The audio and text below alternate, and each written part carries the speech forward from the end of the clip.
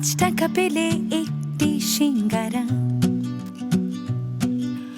10 টাকা পেলে লাল গোলাপের দোকান, খাতার ভাঁজে লুকোনো হিসেব, কত দূরে গুনে রাখা স্বপ্নধাম। আমরাই তো মিডল ক্লাস, ফুটপাতের শোকেসে মুখ, হিসেবে সব ভালোবাসা, তবু মনের ভেতর দুঃখ। রঙের সানগ্লাসে কেউ আমাদের চোখ খুঁজে পায় না, কেউ এসে কানে কানে বলে দেয় আমরা মিডল ক্লাস, আমরা মিডল ক্লাস। মানে এইটুকু একটা মানুষ, তার আবার মন আছে এবং সেটা খারাপও হয়। তুমি আমার কাছে কি চাও কও? আমি যে তোর কাছে চামো, তোর কি দেওয়ার সামর্থ্য আছে? এই ভর দুপুরে তুমি চাপ কই পাইছো? এই যে আমার সামনে বসে রয়েছে আমার পাখিটা, এটি আমার চা। তুই তো আসো শান্তিতে, তোর গার্লফ্রেন্ড তুলি কত সুন্দর কুত্তার মতো তোরা এসে খাবার দেওয়া যায়। আমি না তোকে অনেক ভালোবাসি, আর ভালোবাসার মানুষের সব খবর রাখতে হবে। আমার আঙুলের সাইজ জানো তুমি? বাড়ির বড় ছেলে, তার নিজের তো একটা দায়িত্ববোধ আছে। বারবার একটা মানুষকে সকাল বিকাল তাগাদা দেয়া আমার নীতি বিরুদ্ধ। দেখি, অপেক্ষা করি, নিশ্চয়ই দেবে। সমস্যাও তো থাকতে পারে, তাই না? না, ও দিয়ে দিলেই ওই টাকাটা দিয়ে আচ্ছা, এত দুশ্চিন্তা করো না। দুপুরে রান্না কি করেছো সেটা বলো। তুমি এটা নিয়ে চিন্তা করো না। আর ওইটা নিয়ে তো চিন্তা করবো। এখন আমার কাজ কি বলো? আগে তো ওই সময়টা আমি অফিসে থাকতাম, ওই অফিসের ক্যান্টিনে খাবার খেতাম, বা আমাদের অফিসে ওই যে একটা বয়স্ক মহিলা ছিল, বাসার থেকে ওই যে টিফিন কারিয়ে দিত, আমাদের অফিসের অনেকেই খেত। তা এখন তো এটি চিন্তা করবো, কি রান্না করছো? বহু বছর ঘরের খাবার খাই না, এখন খাবো। শোনো, এতদিন তুমি অনেক কাজ করেছো, এখন রিটায়ার করেছো, এখন রেস্ট করো। এত কিছু চিন্তা করে তোমার সময় নষ্ট করতে হবে না। তুমি আমার একটু মনে হয় যে আমার চেয়ে বেশি চিন্তা তুমি শুরু করে দিয়েছো। আমি কি করব, আমি কি করব না। ঠিক আছে, তাহলে আমি একটু যাই, রান্না বান্না কি করব দেখি। শোনো, এক কাপ চা। ঠিক আছে, পাঠাচ্ছি।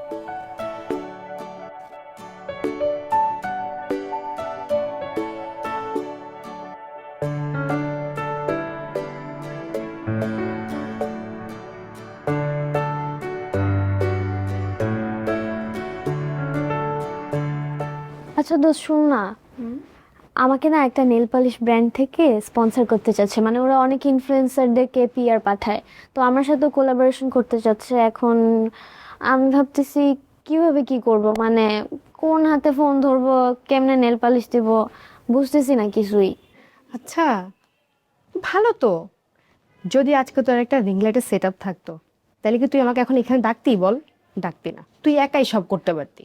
আমি তো কিনতে চাই, কিন্তু এই বাসায় আমার এসব কন্টেন্ট ক্রিয়েশন এগুলো তো কেউ সাপোর্টই করে না ছোট ভাইয়া ছাড়া। এখন কিনতে হলে ছোট ভাইয়েরই কিনে দিতে হবে। ভাইয়ের তো এখন চাকরি নেই, কেমনে বলি? আর আমার বোন যদি দেখছে রুমের মধ্যে এসব রিং লাইট, সব ফালাই দিবে। তাইলে এখন কি করব? তুই আমাকে কোনো মতে জাস্ট আজকে ভিডিওটা করে দে, আমি পরে কেনার ব্যবস্থা করতেছি। ঠিক আছে, কই নেল পালিশটা আমাকে একটু দেখা। নেল, ওই যে এখানে।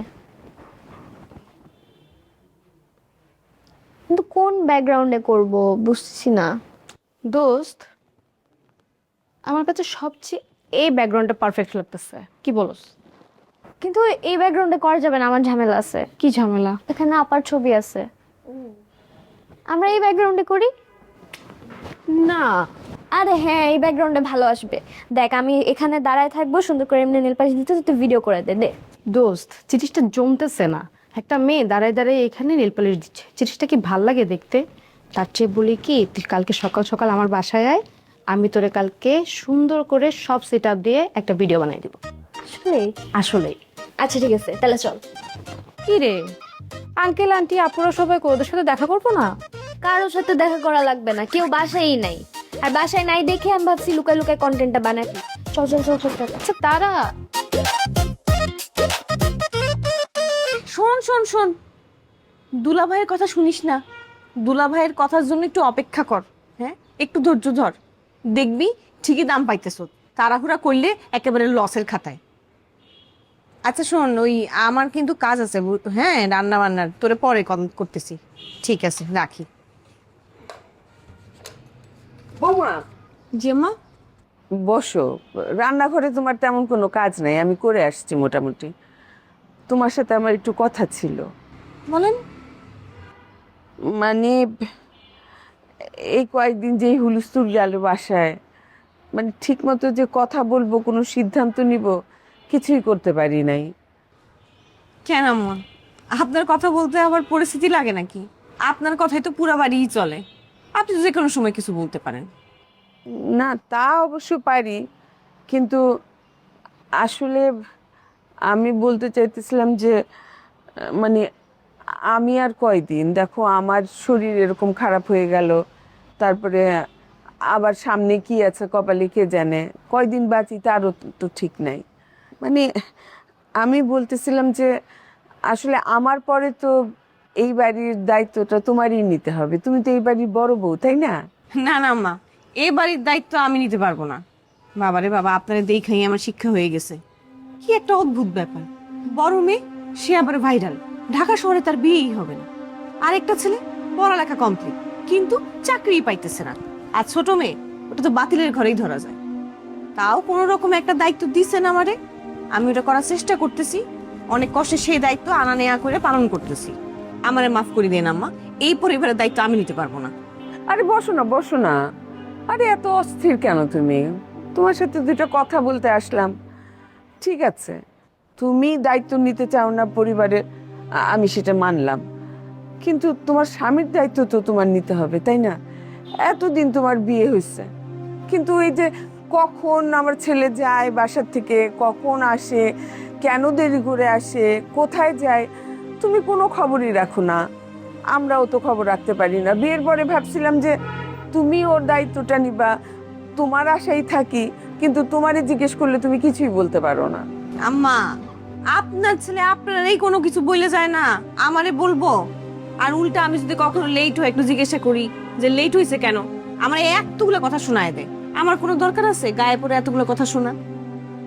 না, কিন্তু আসলে সেইটা বলার জন্যই তোমাকে আমি আটকাইলাম। মানে ছেলে মানুষ তো, বুঝছো না, বাইরে বাইরে মন থাকে, ঘরের দিকে টানতে হলে একটা সন্তান লাগে। যদি তোমাদের একটা সন্তান থাকতো, একটা বাচ্চা কাচ্চা থাকতো, তাহলে কিন্তু আমার ছেলেটা তো বাইরে বাইরে থাকতো না। আমি তো মা, আমি বুঝি যে আসলে সংসারটা শক্ত করার জন্য, সংসারের প্রতি টান আনার জন্য একটা সন্তান দরকার বাড়িতে। তুমি যদি এটা একটু আগ্রহ নিয়ে দেখো, তাহলে কিন্তু সবকিছু ঠিকঠাক হয়ে যায় মা।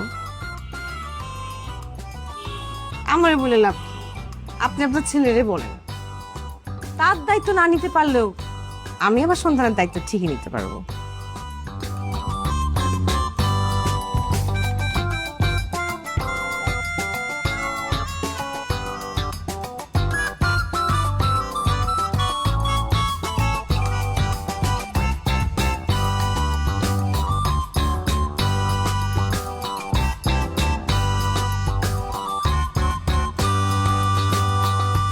দাঁড়া দাঁড়া, কি ব্যাপার, তুমি এত রাত্রে কই থেকে আসলা?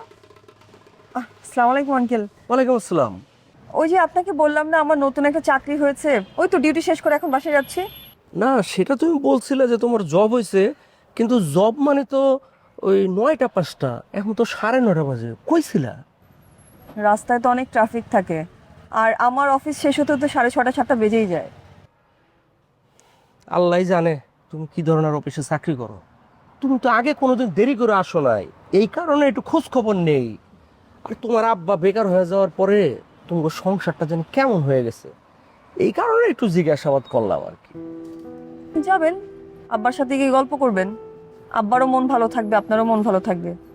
আর আমার আব্বার বেকার হয়ে যায়নি, আব্বার রিটায়ারমেন্টে চলে এসেছেন, ওনার বয়স হয়েছে। আর আমাদেরকে এত কষ্ট করে লেখাপড়া শিখিয়েছে, আমাদের তখন দায়িত্ব বাবা মাকে খেয়াল রাখা, তাই না বলেন আঙ্কেল? আমি যাবো বাসায়। যাবা? যাও যাও। আসসালামু আলাইকুম। ওয়ালাইকুম আসসালাম। আল্লাহ জানে কিসের চাকরি করে।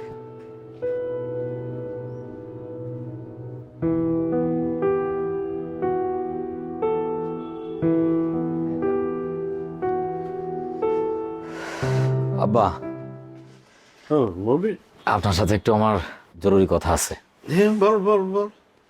না আব্বা, থ্যাংক ইউ যে আপনি আমাকে 2 লাখ টাকা দিয়েছিলেন। এই টাকাটা আমি একটা সঠিক কাজে লাগাইতে পারছি। কেন না, থ্যাংক ইউ দেওয়ার কিছু নেই, পারলে তো আরো দিতাম তো। না সেটাই আব্বা, কোনো অসুবিধা নাই। আব্বা হয়েছে কি, যখন আপনার কাছ থেকে আমি টাকাটা নিলাম তখন তো আমি নিতেই চাই নাই। কারণ হচ্ছে তখন আসলে আমার কোনো মানে প্রপার আসলে কোনো প্ল্যান ছিল না। তো এরপরে আব্বা আমি ভালো একটা আইডিয়া পাইছি এবং ইনভেস্ট করছি। এবং শুধু আপনার এই 2 লাখ টাকা না, ওই আপনার বৌমার কাছ থেকেও নিয়েছি, আমার কাছেও কিছু জমানো টাকা ছিল, সব মিলে ভালোই। তো আমার মনে হয় যে আব্বা আমি একটা সঠিক পথে যাচ্ছি আর কি। খুব ভালো খবর, খুব ভালো। দোয়া করবেন আব্বা। আবার এখন হয়েছে কি যে আমার যে ব্যবসাটা এটা একটু বড় ব্যবসা আর কি। মানে আমি কিন্তু এখনো জানি না কি কি ব্যবসা করছিস তুই। আবার সেটাই বলতেছে আর কি, রিয়েল এস্টেটের আর কি, ডেভেলপার। Real estate? জি জি আব্বা। তো অনেক বড়। হ্যাঁ অনেক বড় আব্বা। আপনি তো জানেনই যে এখানে তো আসলে অল্প ইনভেস্টমেন্ট করে আসলে খুব ভালো কিছু করা যায় না। তো আসলে আমি আরো মানে বড়ভাবে করতে চাই এবং বেশ কিছু আরো ইনভেস্ট করতে চাই আর কি। মানে ইনভেস্ট করতে চাই মানে কি, ইনভেস্ট করা লাগবে আব্বা, এটা ছাড়া তো আর কোনো উপায় নাই। আর আমারও তো আসলে মানে ব্যাকফুটে যাওয়ার কোনো সুযোগ নাই। এক কথা হলো যে ইনভেস্ট করে ফেলছি, আর একটা হলো যে আমাদের নিজেদের জন্যই আসলে আব্বা এটা দরকার। তো সেই ক্ষেত্রে আব্বা আপনার একটু সাপোর্ট দরকার আর কি। সাপোর্ট মবিন, আমার পক্ষে যতটুকু সম্ভব আমি তো করেছি। বল আর কি কি সাপোর্ট করতে পারি আমি? আব্বা সাপোর্ট তো ওই যে একটাই, তো বললাম না আপনাকে যে আমার কাছে যা ছিল আপনার বৌমার কাছ থেকেও কিছু নিছি, যদিও তার সাথে আমি অনেক অন্যায় আচরণ করি, কিন্তু তারপরেও সে আমাকে সাপোর্ট করছে। আর আপনারটা তো দিলেনই, কিন্তু আরো কিছু আব্বা টাকা লাগবে। আব্বা আপনি জিনিসটা একটু বোঝার চেষ্টা করেন যে টাকাটা তো আপনার ব্যাংকে পড়েই আছে, তো এই টাকাটা যদি ব্যবসা খাটাই তাহলে অনেক লাভ হবে না? মবিন, আমি তোকে একটু কথা বলি। হ্যাঁ জি। দেখ, টাকা বলতে তো ওই 25 লাখ টাকা আমার গ্র্যাচুইটির। কিছু টাকা তোকে দিলাম, অল্প কিছু টাকা অপুকে দিয়েছি। তো এই টাকার উপরে তো সবারই একটু দাবি আছে, আর আমার নিজের তো কিছু চিন্তা আছে। ধর নিশির লেখাপড়ার বিষয় আছে, নুসরাতের বিয়ের বিষয় আছে, আর আমার কিছু চিন্তা আছে। অনেকদিন তো এই শহরটা থাকলাম, এখন রিটায়ারমেন্ট হয়েছে, আর থাকতে ভালো লাগছে না। আমি গ্রামে চলে যেতে চাই। আমার গ্রামের বাড়িটা একটু ঠিকঠাক করে সেখানে কিছু চাষাবাদ করলাম, কৃষিকাজ করলাম, বাকি জীবনটা ওখানেই কাটাতে চাই। তো ওখানেও কিছু টাকা পয়সা লাগবে, তো এই জন্যই আমি আসলে টাকাটার খরচ করতে চাই না রে। আব্বা আপনারে আমি একটা কথা বলি, এই মধ্যবিত্তরা, মিডিল ক্লাস কেন হায়ার ক্লাস হইতে পারে না, কেন বড় লোক হইতে পারে না, ধনী হইতে পারে না, এটা আপনারা জানেন? না, তুই বল। কারণ তারা স্বপ্ন দেখতে জানে না। আবার আমি একটা বক্তৃতা শুনতেছিলাম আর কি, আব্দুল কালাম আজাদের, ওই ইন্ডিয়ার প্রেসিডেন্ট। উনি একটা কথা বলছিলেন যে big dream is a dream, only dream is a crime. আবার কথাটার মানে তো আপনি জানেন। এইভাবে শুধু শুধু স্বপ্ন দেখলে আব্বা হবে না, আপনাকে আসলে বড় স্বপ্নটা দেখতে হবে। আবার এই যে নিশির পড়ালেখা খরচ, নুসরাতের বিয়ে, অপুর কোনো কিছু একটা করা, আপনার গ্রামের বাড়ি, আমার ঢাকা শহরে আমাদের একটা নিজেদের স্থায়ী ঠিকানা, এগুলা কে করবে আব্বা? আমি করব, আমি মবিন করব, আমি সংসারের বড় ছেলে, এই দায়িত্ব তো আমি নিব। তার জন্য কি দরকার আব্বা? ইনভেস্টমেন্ট দরকার। আপনি যদি ব্যবসা না করেন আব্বা তাহলে কিন্তু হবে না। এই যে আপনি চাকরি করছেন, এতদিন মাস্টারি করছেন, আমি চাকরি বাকরি করতেছি, এইসব করে আর যাই হোক আব্বা বড়লোক হওয়া যাবে না, টাকা কামাইতে পারবেন না। হয়তো কোনো মতে আপনি কষ্ট সৃষ্ট করে আপনি চলে যেতে পারবেন এবং এক সময় কবরে আপনি চলে যেতে পারবেন, কিন্তু টাকা কামাইতে পারবেন না আব্বা। এই যে আজকে ধরেন, আর আমার যে ব্যবসাটা আব্বা, আমার ব্যবসাটা কি রিয়েল এস্টেট ব্যবসা। আজকে যারা বড় বড় বিজনেসম্যান, যারা অনেক টাকার মালিক, তারা কিন্তু এই বিজনেস করেই হয়েছে আব্বা। কি বিজনেস? Real estate business. আজকে বাংলাদেশ থেকে শুরু করে ইউরোপ, আমেরিকা এবং সন ট্রাম্প, সেও কিন্তু আব্বা এই বিজনেস করেই হয়েছে। এবং কি বিজনেস? রিয়েল এস্টেটের বিজনেস, ডেভেলপিং বিজনেস আব্বা। এখন আপনি যদি আমাকে ইনভেস্টার না করেন তাহলে আব্বা কিভাবে হবে? আমি তো করেছি নবীন। না আব্বা, আপনার আপনার আপনার ধারণা ভুল, আপনার ধারণা ভুল। এইটুকু ইনভেস্ট করে তো হবে না, তাহলে তো পুরোটাই লস হবে আব্বা। এখন আমি তো রাস্তায় নেমে গেছি, রাস্তায় যখন হাঁটা শুরু করছি তখন কিন্তু আর ব্যাকফুটে যাওয়ার কোনো সুযোগ নেই আব্বা।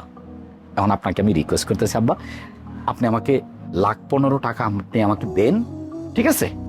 আমি ইনভেস্টটা করি আব্বা। একদিকে ট্রাম্প আর একদিকে মমিন। এই মবিন আব্বা কথা দিতেছে আপনাকে, এটা শুধু আপনার জন্য না, এই ফ্যামিলির পুরো দায়িত্ব তো আমিই নিতেছি, আমিই নিব। একটা সুযোগ, এই সুযোগ কিন্তু আব্বা হাতছাড়া করা যাবে না। আচ্ছা, আমি একটু ভাবি, আমি ভেবে তোকে জানাবো। হ্যাঁ, না ভাবেন, অবশ্যই ভাববেন, কিন্তু আবার সময় কিন্তু খুব কম। বেশি ভাইবা সময় নষ্ট করেন না। একটা কথা আছে না, সময় গেলে সাধন হবে না। ঠিক আছে আব্বা।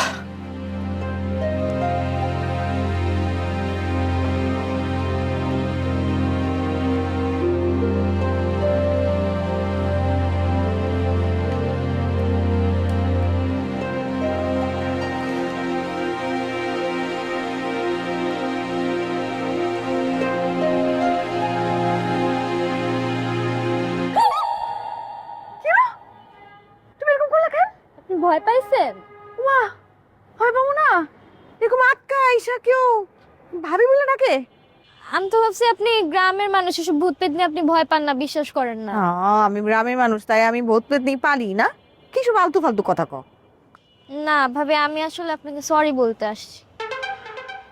হ্যাঁ, আমারে সরি বলবা মানে? তোমারে তো তোমার বাতাস লাগছে। তুমি এরকম চুল টুল খোলা রাইকা ছাদে আইসো না, আসলো মাথায় একটা ওড়না দিয়ে আইসো। ভাবি, আমার এখন বাতাস টাতাস লাগে নাই। আমি ওই যে বিকালবেলা আপনার সাথে খারাপ ব্যবহার করলাম না, পরে বুঝতে পারছি যে আমার এরকম করা উচিত হয় নাই। এই জন্য আমি আপনাকে সরি বলতে আসছি, আপনি কিছু মনে করেন না। সত্যি আমি কিছু মনে করি নাই। আমার তো মনেই নাই তুমি আমারে কি বলছো। ও, আমি তো আরো ভাবছি আপনি আমার ব্যবহারে কষ্ট পায় এখানে মন খারাপ করে এসে দাঁড়ায় রয়েছেন। আমি আরো একটা স্পেশাল পান বানায় আনতে চাইছিলাম। আরে না, ওরকম কিছু না। তোমার ভাই না আজকে খুব তাড়াতাড়ি বাসায় আসছে, তা আমি জিজ্ঞাসা করলাম যে এত তাড়াতাড়ি বাসায় আসছো কি কারণ। সে ওটাতে রাগ করছে, রাগ করে আমারে অনেকগুলো কথা শুনাইছে। এই কারণে মনটা খারাপ হয়ে গেল। ছাদে এসে দেখি যে মনটা একটু ভালো করা যায় কিনা। থাক ভাবি, মন খারাপ করেন না। ভাইয়া তো একটু এমনই, সারাদিন অফিসে কাজ টাজ করে না, এই জন্য মাথা গরম থাকে। আপনি যান এখন, যা ভাইয়ের সাথে কথা বলেন। আমি মাত্র দেখে আসছি ভাইয়ের মনটা খুব ভালো। না না বাবা, আবার কি না কি বলবো, থাক। আরে ভাবি কিছু বলবেন, আপনি যান তো। না, আমি এইখানেই ভালো আছি। আরে ভাবি এখন যা কথা বলেন, নাহলে একটা মিসআন্ডারস্ট্যান্ডিং হবে, পরে আপনাদের মধ্যে গ্যাপ হয়ে যাবে। জান জান।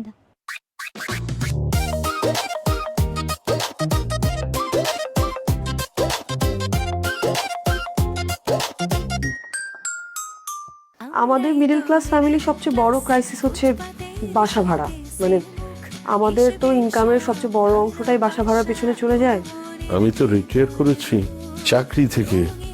আমার বিদ্যা, আমার শিক্ষা, এগুলো কিন্তু রিটায়ার করিনি। এখানে আসার কারণ আছে। কি কারণ?